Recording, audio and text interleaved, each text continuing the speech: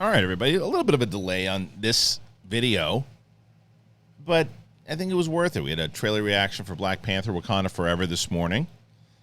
I got an interview with Xolo Maridueña from not only Cobra Kai, the star of Blue Beetle. He was in studio. We talked for about an hour, man. That's coming out a little later today. So with all that, and you're brand new to this, you should be subscribed to this channel so you don't miss shit. How about that? Well, I don't know this guy. Is he going to curse at me? Fuck yeah. I don't like him. He's cursing too much. Well, I don't know what to tell you. That's how it goes. And if you're watching this and you watch Game of Thrones, then you're a hypocrite. Because they curse. A little kid saw a dragon, got scared and said, fuck, yesterday on the episode. So, that's what I got for you. Anyway, let's get into this episode, man. Easily the best. And that's also because of how good the show has been in general, of why it was the best, because of all the lead up.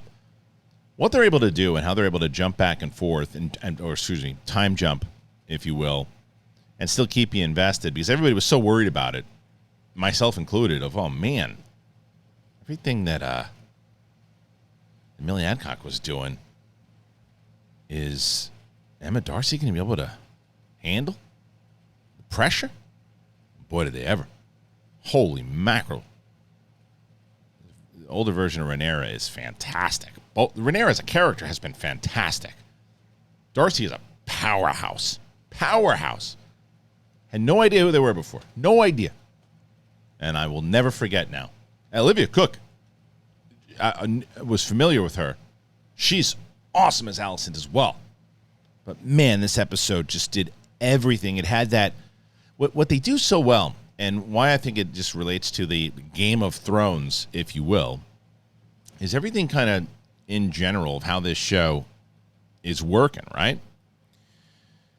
You just look at how it starts, and we're right after Damon's wife is gone. She wants to get the hell out of there. She wanted to be out of there. He has her stay, and her dad even says it. Look, we had the same type of doctors that were good, whether or not you're just trying to place blame here to his wife. And she's like, Damon just cares about Damon, and our daughter could be alive. And who the hell knows if that's true or not?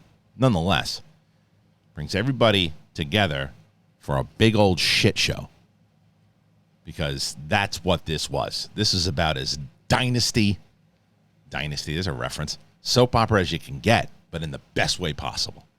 Holy. So everybody here is going through stuff. Everybody.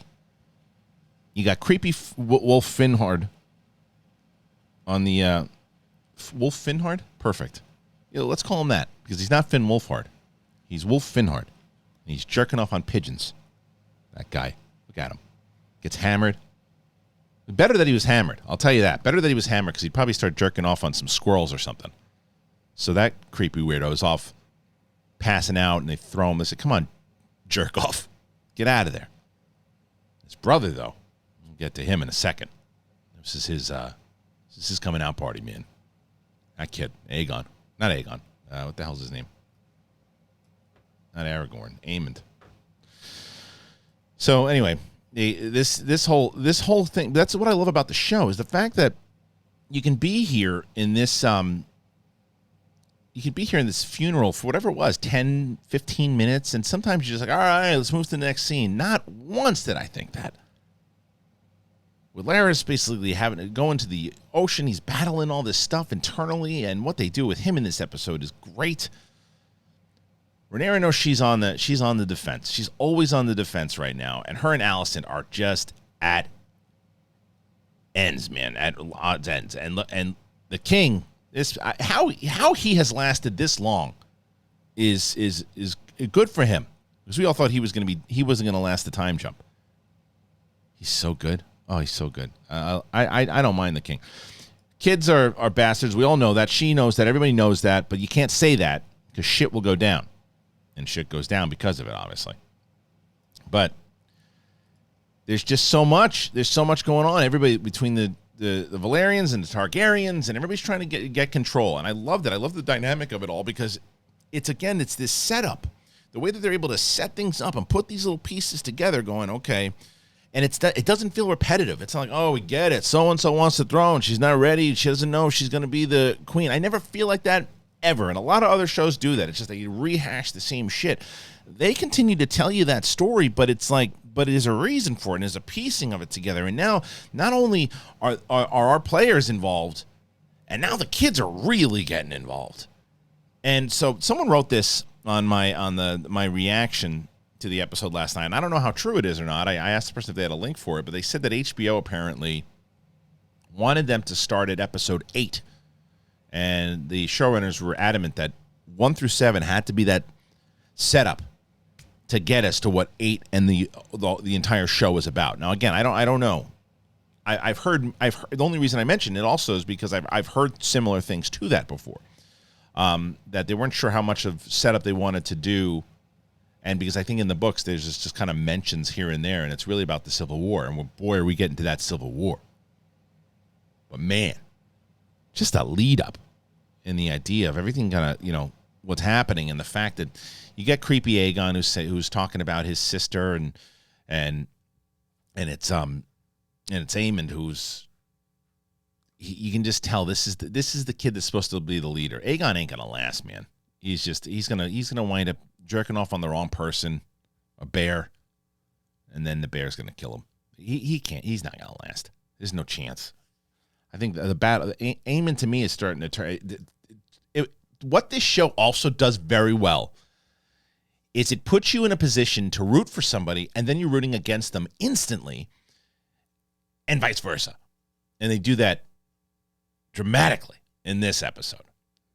Because Eamonn is now, afterwards, this kid has been picked on, bullied by his brothers, by everybody, that he can't get this dragon. He can't get a dragon. He's the only fucker without a dragon. And what does he do? He goes after the biggest one. I mean, and what a ballsy move to do it at the lady's funeral.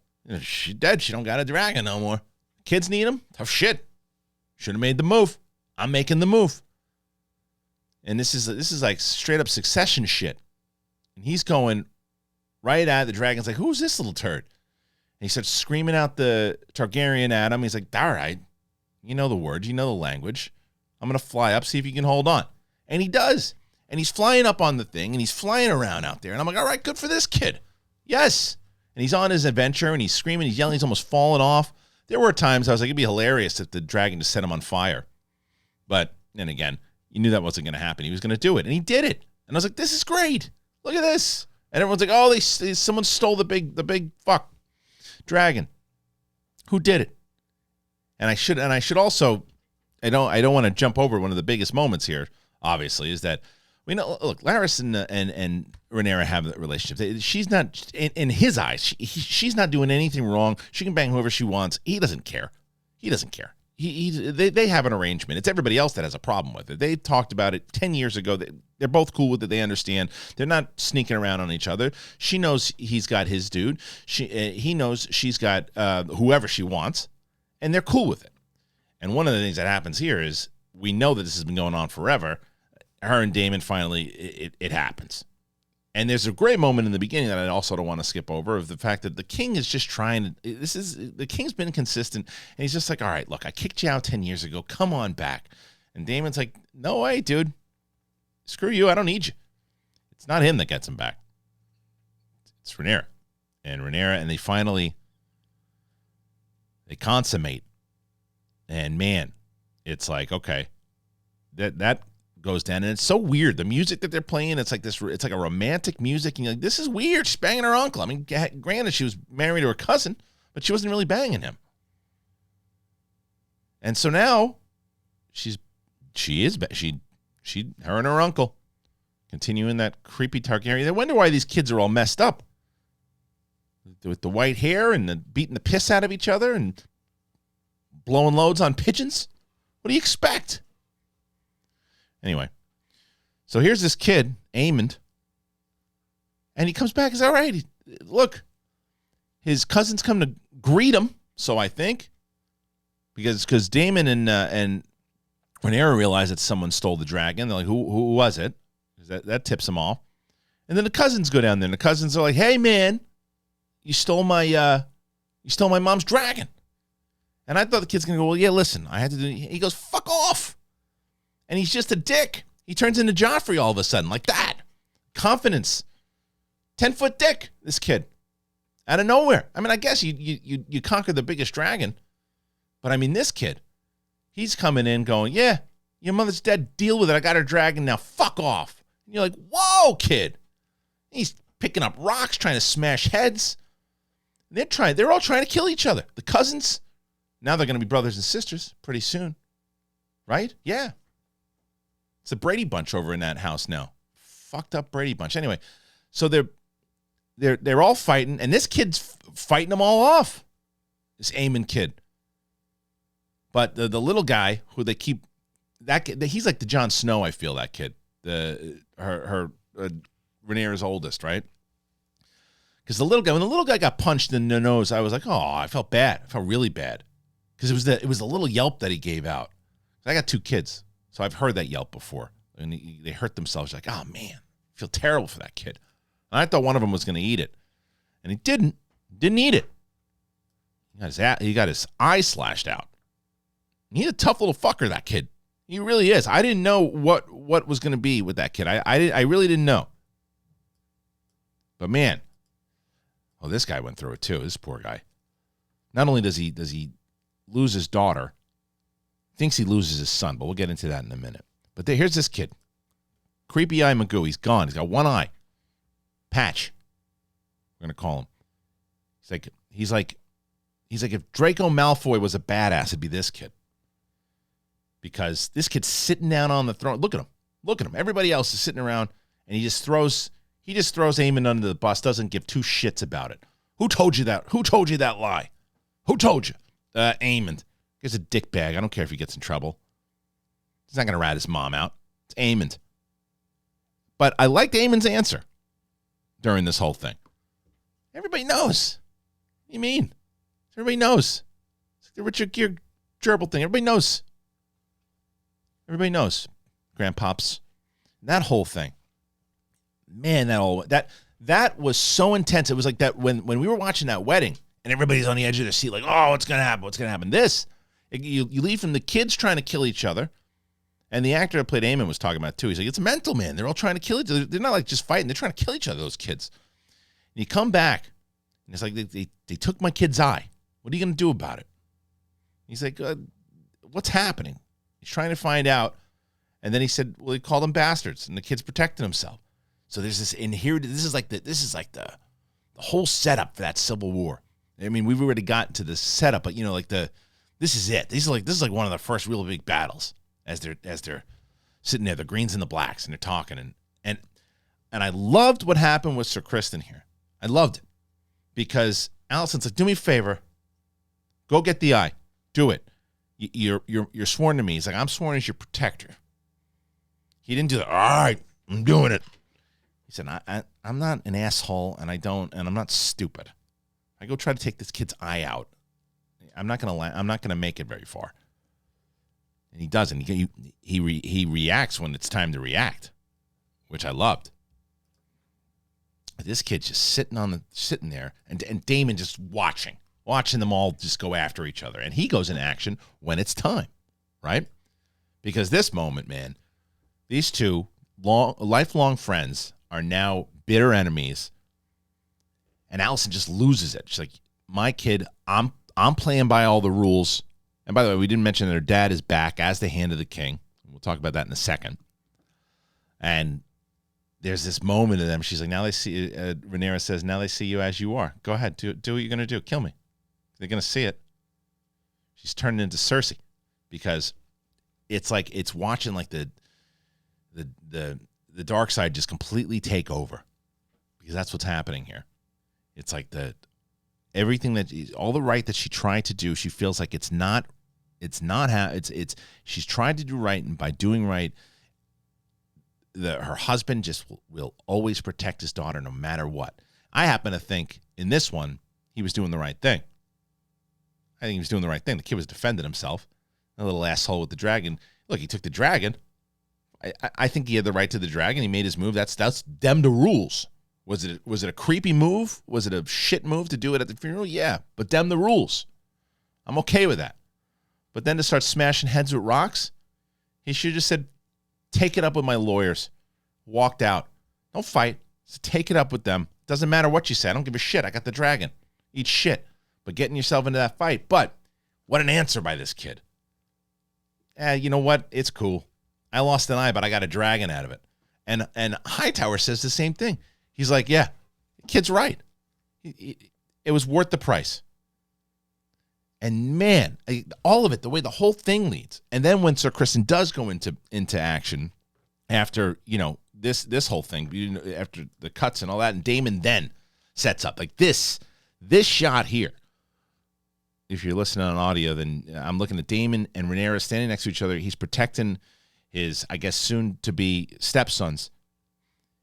And then his former father-in-law just kind of standing around looking. But it's that they're standing off. It's like this is where the battle really begins.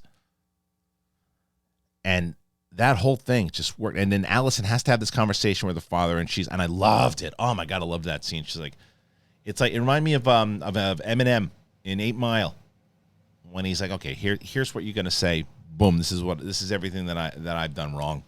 Boom, what do you got next? But her father's waiting for it. Her father goes, yeah, you did all that. All that was true. Every single thing you said. I didn't know you had it in you. And that's what it's gonna take to win this thing. Kid's right. Lost an eye, got a dragon. We're in a good spot here. And I think he's thinking, because he picked up Pigeon Boy and was like, this kid's a fucking asshole. I think all the chips are going to go into whether it's the daughter or Aegon, or Aemond. Now, that's where all the chips are going to go in, because nobody is. Now we're getting to the Game of Thrones where nobody is safe, and shit's going down. And speaking of shit going down, as Alicent, she apologizes to the king. They just not talk about it anymore. King is not going to see too many days. And then this happens. Now, how do these two get married? These two get married. Well, before we got to get to Larys, man, because I was already a fan of his. Became a massive fan of his in this. And they did it so well, the way that they did it. They made you a massive fan. Even if you liked him before, they made you a massive fan where he's like, look, I've been going through all this stuff. My sister's gone. 10 years ago, I lost the love of my life. All this stuff, and I promised you this. And I'm a great warrior, and I've done all these things, and I've done the things I was supposed to do, but I have not been there for you. I made you an oath. I told you I was going to be your husband, and I tried to do, and I tried to give you kids, and I was not made that way. And she says, you're an honorable man. You're a good dude. And you've done right by me. He's like, nah, but I got to be there more for you. So I'm going to be. And you're like, this guy, unbelievable. Hands clenched. All right, way to go, Larys. And then there's this conversation between Daemon and Rhaenyra. And they're like, well, we got to bomb the house finally. We got to do this because if we do that, we're going to be very powerful. And then Alicent's going to be in some deep shit. And he's like, but Larys has to die. And you're like, wait, what? No, you can't do that. You just made me really care about this guy. Don't do that. Don't do that. And then they do the move where then Daemon approaches his lover and says, look, I'm going to pay you some cash. It's got to be a quick death. Kill him. And you're like, wow, that sucks. This sucks. This really sucks. And then I saw a whole article last week about how nobody's likable on this damn show and that everybody's a dick. And I'm like, Rhaenyra, you had me, and now you lost me. You're going to kill him? And there's this fight. He's in the fire. The father comes in. Mother loses it because he's dead. I'm like, this sucks. Oh, everybody's a dick. And then he's alive. I wish I would have done the reaction for this one because I probably said, yes, that's awesome, like 17 times. Yes, that's awesome. He's on the boat, shaved head with his buddy, his lover. And they're out of there. Out. Freed him. They freed him from his chains. Because it made more sense when that happened. Because Daemon's always talked about how he's had respect for him. Always had respect for him. Always thought he was a good warrior. And Daemon's not just a maniacal lunatic. He's a lunatic. But he's not just a maniacal lunatic to the sake to be like Joffrey, just the sake to be one, just to kill someone, because.